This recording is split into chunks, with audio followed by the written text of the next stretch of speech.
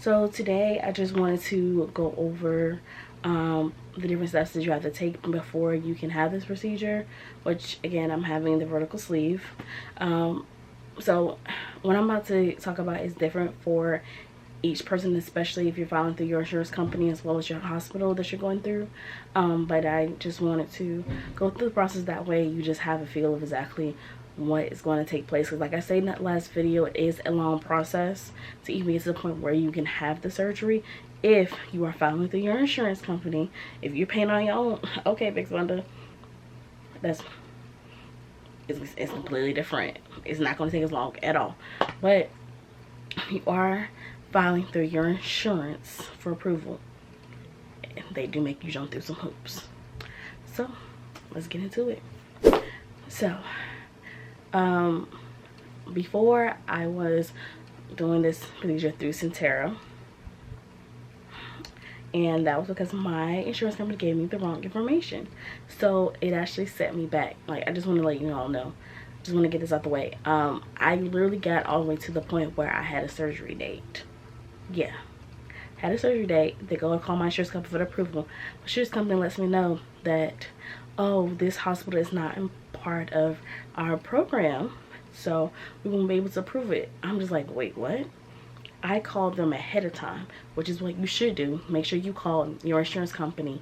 If you are filing with your insurance company, make sure you do call them ahead of time to make sure that you do qualify for the surgery and that they do cover it, and exactly how much of the procedure will they cover. So please, y'all, make sure that you do call your insurance company prior to you going through this and find out exactly what hospitals they work with. At the time, they did tell me they worked with Centera.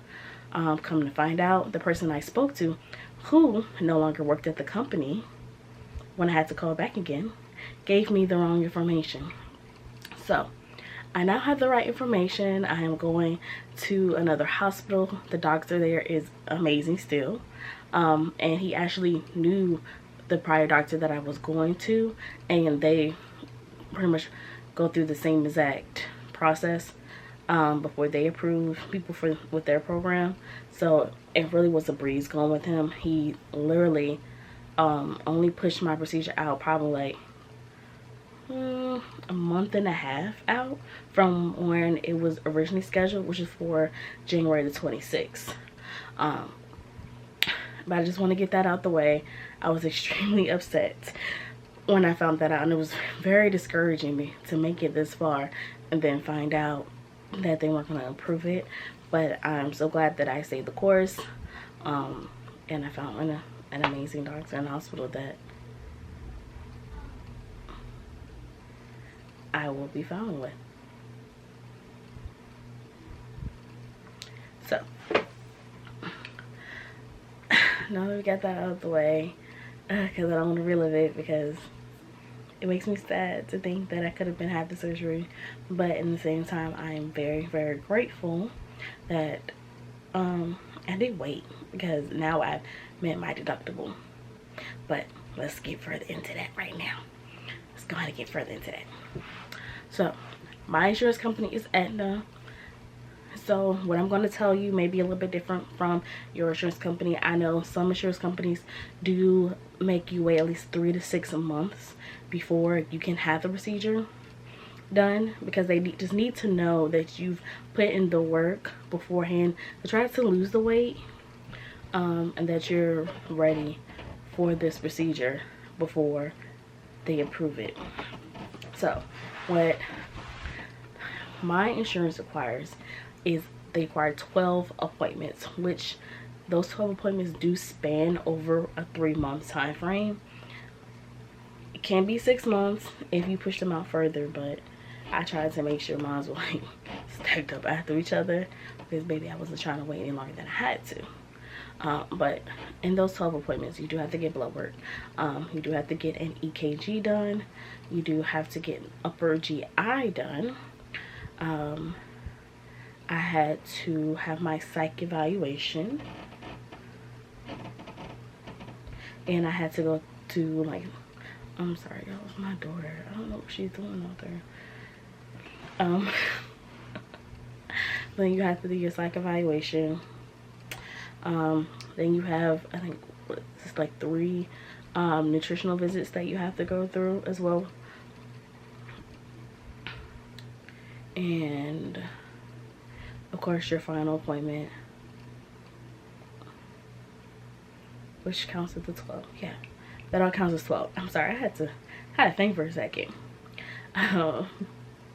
So that's everything that's required. Now, since I did end up having to switch programs and going to another hospital, they did accept everything that I already did in my prior doctor, which actually came up to 8 appointments. So I had to meet the 12 appointments. So I only had to do 2. I had to have 2 nutritional visits. I did have to have some more blood work done, just because they didn't test for my B1 levels. Also, I have to do another one right before the surgery, some blood work right before the surgery, which I had a feeling because my other doctor told me the same exact thing, that I was going to have some blood work done before the surgery, just to make sure that everything is leveled out before I had the procedure. And I had to go to a support group. They usually make you do 2, but I only had to do 1, just because he knew everything that I had been through. He's just like, I'm not going to put you through all of that again. So he was able to get me out of one of my nutritional visits that I had to do, because altogether it was 3. Actually, it's 4, to be honest. But he got me out of one of them, and he got me out of one of the support groups that I had to do. So that was amazing. So other than that, I had one teledoc appointment when the doctor actually, his nurse practitioner actually called me, just went over my results from the blood work. And I also did have to have an ultrasound done of my gallbladder and liver. So she did go over the results of that with me as well. So that was everything that I needed to get done in order for them to submit everything for approval to my insurance company. So I am officially done with all of that. Thank God that is done, because when I tell you, y'all, it's a lot of appointments and a lot of time missed from work that I had to go through to have some of these appointments. When I was with the Centera, majority of everything was online, but when I switched to this other doctor, I had to go in person for a lot of the appointments, because they actually had the people on staff, unlike the other hospital I went to. But go over some of them with you. So when I got the results back from my first blood test, they did find out, of course, that I am pre-diabetic, which I already knew, and that I have vitamin D deficiency. So I'm taking vitamin D now. Try to take those every single day. I have no choice. I have to take it every single day. So I take that every single day. From the ultrasound that I had to get done, they found out that I did have some sludge in my gallbladder, which they told me was nothing to worry about. Everything for my liver looked good. The doctor did say that it looked like I had a fatty liver. So he did advise me for the surgery he may want to do a biopsy of my liver. Just depends on how it looks. When he does the procedure, he'll let me know if that had to be done, but he did want to go ahead and put in an order for that. When he did send everything over to my insurance company. The other things I had to get done was the upper GI, which I spoke to you all about. Is when they make you drink this. It's this chalky liquid that they make you drink. And you can't eat anything the night before. I think after 12 a.m. Sorry, you can't have anything to eat or drink, because they need you to be full. They need you to be empty. But you have to drink this liquid, and they take X-rays of the liquid as it travels down. Just kind of like a swallow test.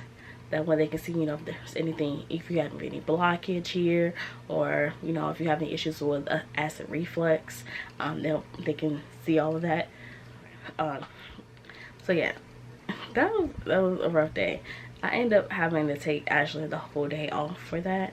I wasn't trying to, because I did have a schedule earlier in the morning, but I had to drink so much of that the fluid that I felt horrible afterwards. I literally felt horrible. Like my stomach was hurting me. I was in the bathroom. And just until I got all of that out of me, babe, it was not a good day. But that result came back excellent, and we're grateful for that. When I also had to have the psych evaluation done. Now we're going to talk about the psych evaluation a little bit more in depth, because I have seen plenty of videos on YouTube when they tell you about how to cheat your psych evaluation or ways to pass your psych evaluation. And to be honest, I really do not agree with a lot of those videos, because they're really telling you what to say, what not to say when you have this psych evaluation, just so you can pass it. But I'm gonna be honest with you, I really do not agree with that. I just don't. I feel that you need to be honest.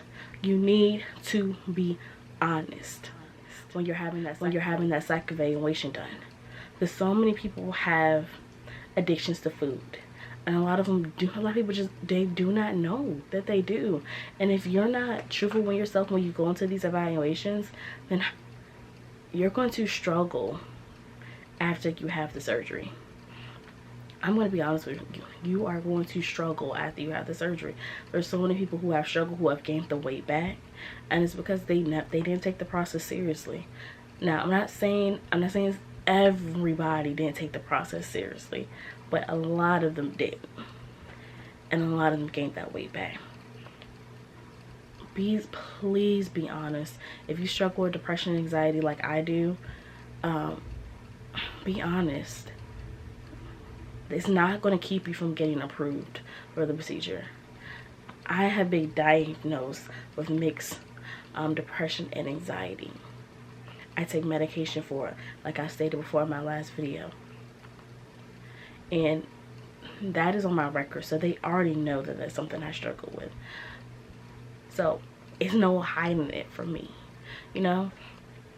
But the questions she did ask, I answered them as honest as I possibly can. The questions did pertain to, you know, what are your eating habits?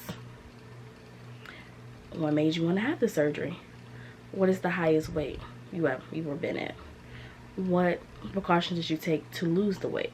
So they want to know the process. Pretty much the same questions your doctor asks. They're going to ask the same questions when you first ask your consultation. They're asking you pretty much the same exact questions, and answer them just how you answer them in your consultation. Be truthful. If they see something in your in your psych evaluation, they will let you know if they feel like you need to go through, you know, more therapy before you get approved for this. And I 100% agree with that. I agree with therapy. Because like I said, a lot of people struggle with the food addiction, and you have to take care of that first before you have the surgery. You have to, or you really are going to struggle. Like, my doctor has told me stories about people who have had the surgery, went home after the surgery, ended up in the hospital a week later because they decided to carry their tail over to McDonald's, or what was it?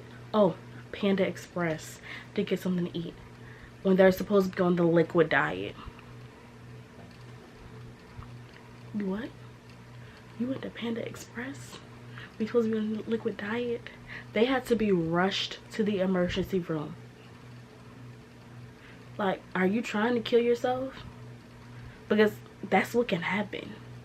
You just had major surgery on your stomach, solid foods, and you're gonna go to Panda Express? Yeah, that lets me know that you have a food addiction and you need to go to therapy. You need therapy, because there's no way you should do that. Even one of the nurses told me when her husband, who actually used to be a nutritionist, ran into an old patient, that he had, and about to order a cheesesteak, and they had just had their surgery. He had to stop her from ordering that cheesesteak because she almost killed herself.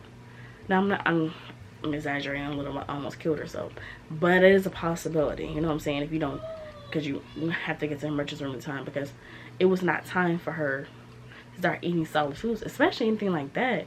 A cheesesteak, that's heavy, and all that bread is too heavy after you just had a surgery like that. It's way too heavy. And that's why I really urge you all to be honest when you have this psych evaluation, because I just want everybody to get the help that they need.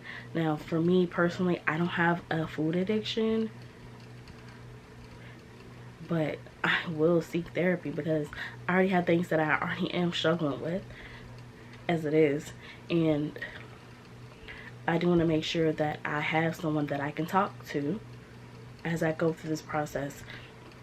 Right now, I do have my mother who has gone through this also, and I know she's going to be such a big help for me going through this process, to have somebody who's been through this themselves. But it also helps to have a therapist, a professional to talk to help you through this process. Do not feel ashamed if you need therapy. Please do not. They are professionals and they are to help, honey.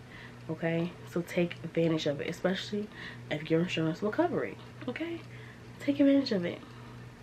Nowadays, you can get therapy by texting. You can text your therapist.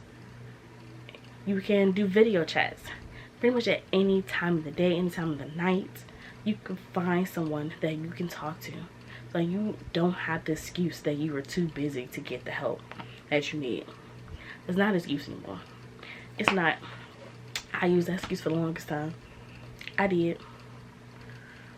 And what about it? But guess what? I'm taking care of myself now, because the way the technology has advanced due to the pandemic, the way the technology has advanced due to the panorama, you have no excuse. You have none at all. But like I said, baby, tell the truth. I mean, end of the day, y'all gonna do what y'all want to do, but I'm just gonna put that out there. Be truthful, and that's it. And now I'm on my soapbox. But after that, and just so you know, I did pass my psych evaluation because I was what? Truthful. And she told me right then and there, after we finished talking, she was like, I feel that you are ready for the surgery. You're ready. She was like, I'm going to go ahead and send this over to your doctor's office right now. And I'm just going to send you some pamphlets, some books, just to help you through the process, because this is going to be a big change. It's going to affect you mentally and emotionally. Well, I'm sorry, y'all, because it is a big change, so it will affect you mentally, emotionally, and physically, especially since it's happening at such a rapid pace, which a lot of people deal with body dysmorphia, which I have seen a lot of people post about it, that is something that they have dealt with after going through the surgery, and it is taking a big toll on them, because it's hard for them to get out of that mindset of seeing them at their heavier size. Because when they look at the mirror, they still see the heavier person. They don't see, the new them. It's hard for them because they have been that size for so long that it's hard to imagine themselves smaller. And a lot of people deal with that, especially since, when we're going shopping, they still might wander over to the plus size section, even though they're not plus size even anymore. I don't know if I will have that issue. Well, never say never, because I don't know what's gonna happen, but that's why I'm taking you guys along with me on this process. But since I passed that, sorry y'all, itch. But since I passed that, I did the nutritional classes. Those were the last two things that I had to do. Passed those. After that, they said Everything went well. And then I had to do a pre-op nutritional class, which I had to miss some work for that too. So you have to come in, and I'm not saying this is like this in every hospital, but this is just the hospital I went to. So it was a nutritional class. It was for the people who were having the surgery with me, who had the same insurance as me actually. So it was a class for people who were having the sleeve done, as well as people who were having the gastric bypass done as well. So it was with our doctor spoke about the risk that is involved with the surgery. He also had the paperwork that we had to sign off for the procedure. Also, our nutritionist spoke about, you know, our pre-op diet that we have to go through. And at that hospital, the pre-op diet is 14 days. So what you actually end up having to do for their pre-op diet is, you know, breakfast and lunch. You do have to do the protein shakes. During the day for snacks, you can have up to 2 snacks per day. You can have raw veggies. You can have boiled eggs, low fat cheese, you know, sugar-free applesauce, sugar-free popsicle, sugar-free jello, Greek yogurt. So, you know, low sugar Greek yogurt. But as far as dinner, we can only have meat, which is about 3 ounces of meat, and some non-starchy vegetables. So no carbs at all. So we do that for 13 days. And on the 14th day before the surgery, it's going to be all liquids. And then of course after, I think it is 8 o'clock, you cannot have anything to eat or drink before the surgery, which is going to be the next day. The reason that we are required to have this surgery is to go through that diet, is to shrink our livers. And we do have to shrink our liver just to make sure when our doctor is in there doing his thing, he doesn't accidentally, you know, cut our liver. That's why we have to shrink it, because the liver is so close to our stomach that we have to shrink it so our liver will not be in the way when he has that procedure. So that is why that they do put us on this diet.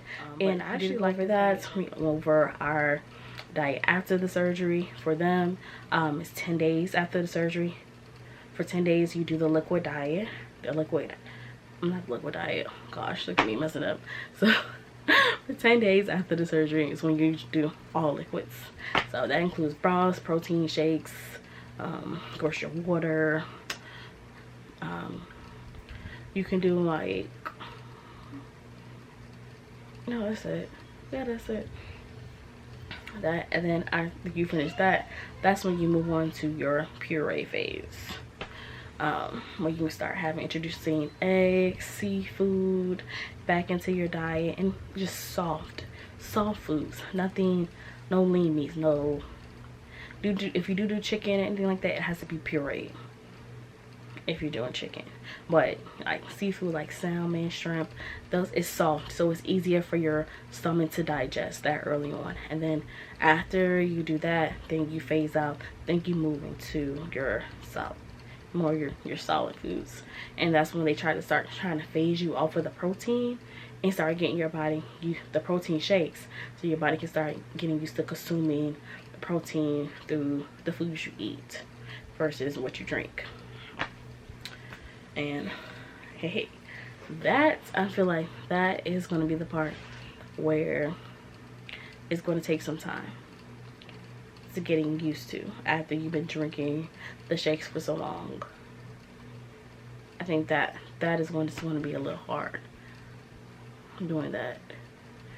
Yeah, but we'll see. I say that now, but who knows, that might be the easiest part. You never know. But after that, I guess I don't know what happened there. But after the nutritionist left, then actually one of the nurses who was already there, she actually came up and she spoke to us. as well regarding the procedure. And I like that aspect because she actually has already had the surgery. She's actually only 3 years out. She had the gastric bypass. So it feels good to have somebody who's been through the process speak to you about it. And she broke it down. Like, she's like, look, okay, I appreciate, you know, what Dr. Maya is saying. I appreciate what the nutritionist is saying. But they've never had this surgery. So I understand they telling you all these things you need to do. But I'm going to tell you what's going to work for you going through this surgery. And when I tell you, I appreciated that. Having someone I can talk to who's been through this process. Having somebody I can reach out to who's gone through this. Who can help me through this process as well. Oh my God, I'm so happy. Like, a lot of the staff has already had the surgery, so they will walk you through. You can call them. Call them, ask them any questions you want, and they will answer them. They are the nicest, sweetest people I have ever met. Okay, I'm not gonna say yes, they are a little nicer than the ones at the other doctor office. I'm gonna be honest, they are, because everyone there, they are so sweet. They know you by name, and I love it. Like, I just met these people and they already call me by name. I see them in the hallway. Hey, Miss Hector, how you doing? Hey girl, how you doing? I'm doing good. You ready? I am. I love it. I love it. It just makes you feel like you're part of a big family. I love it. I love it. It just makes you feel more comfortable going into this surgery, that you have people that you can trust, you know, that are there to make sure everything goes right. But she really broke it down as far as after we have what to expect after we have the surgery. As far as they have this saying here, when it comes to drinking your liquids, you're drinking with the tea, not taking shots with the frat boys. And she said, it's a cute saying. It's a real cute saying. But I'm gonna be honest with you. You're not gonna be sipping. You're literally gonna be wetting your tongue. Okay? They say you're gonna be no, baby. You're not gonna be sipping. You're literally just gonna be wetting your tongue. That's it. Okay? Because you take that little sip, promise you, you're gonna feel that pain going down. I was like, ooh, okay. Thanks for letting me know, because they was about to have me in there doing little sips. I know better now. But she just, you know, walking through the process of exactly how much how much of the liquids you're expected to get in before they are allowed to release you, how you need to be up and walking right after the surgery due to the gas pain. So you are going to feel some gas pain after the surgery, but sometimes you're really not going to feel it until that 3rd day when you're home. Sometimes when you're really going to feel that gas pain, you know, once some of the meds wear off. And of course, the best thing to do is to walk. Walk as much as possible. And that will help with the pain. As far as the gas pain, that's about it. But she pretty much let us know our doctor is available 24/7. Okay? It can be 3 o'clock in the morning. And he will answer your phone call. She was amazing. But that was pretty much all of that was. And then each of us all had appointments with our doctor right after we had that little class. So I went to meet with the doctor, just went over everything that he had discussed to make sure I was on was all on the same page. If I had any additional questions or anything, then he did his last examination with me. Then I met with one of the nurses, where she gave me all of my paperwork that I need, my last bit of paperwork, y'all, because guess what, your girl got a surgery date. So my surgery date is for March the 15th of this year. So I actually have to start my 14-day pre-op diet on March the 1st, which is literally right around the corner. Literally 3 days away from me filming this right now, to be honest. So I'm nervous and anxious all at the same time. But I literally have just one more appointment left where I meet with the anesthesiologist. I have my last appointment where I meet with the anesthesiologist, and they actually give me the soap that I have to take, that I have to bathe in right before the surgery, and I also have to have my last blood work done that they need before the surgery. I'm gonna have that done on March the 8th. That's when I have all of that scheduled, on March the 8th. And after that, honey, that's all she wrote. Now we are still waiting for my insurance to approve my surgery. We are still waiting on that. They submitted everything. I actually already saw the claim because I have the app, the app. So I actually already saw that the claim had went through the same exact day, which was Thursday. Yeah, last Thursday. So I already saw that they had submitted that information. So if you guys have any questions, comments, or concerns, please leave them down below in the comment section. I would love to interact with you all and answer any questions that I did not answer in this video. Just leave any questions you guys have, and if I can answer them, or if it's a good amount of questions, I'll do another video just to make sure I answer all your questions or anything that I may have missed in this video. But I just love to interact with you all. And just, if any of you all are about to have surgery, please put your surgery dates down below so that we can interact with each other and keep up with each other, and just make sure that we stay on top of each other when we go through this process, because we want this to be successful. Okay,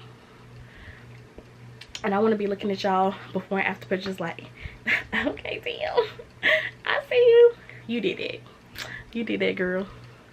Okay, and that's another reason why I am doing this, because I want to have something I can look back at and just see exactly how far I have come, and just remind myself of why I don't want to go back here. I don't want to go back to this place. I mean, don't get it twisted, your girl's still bad, but I'm not living at my full potential, y'all. I'm not, due to my health restrictions, just doing a lot of things, y'all. Just this weight is affecting my back, it's affecting my knees. I can't wear heels like I used to. I can't play with my daughter like I used to. It's just, y'all, it's time for a change. And the change, as long as my insurance approves it, will be taking place on March the 15th. And I can't wait to come to you guys and tell you once my insurance has approved it. I probably will do a video with the approval. Hopefully that may go into what I'm eating for my pre-op diet. Hopefully that should be approved soon, so I can let you all know. But yeah, that's all I got for you for this video. So I will talk to you guys later. Bye.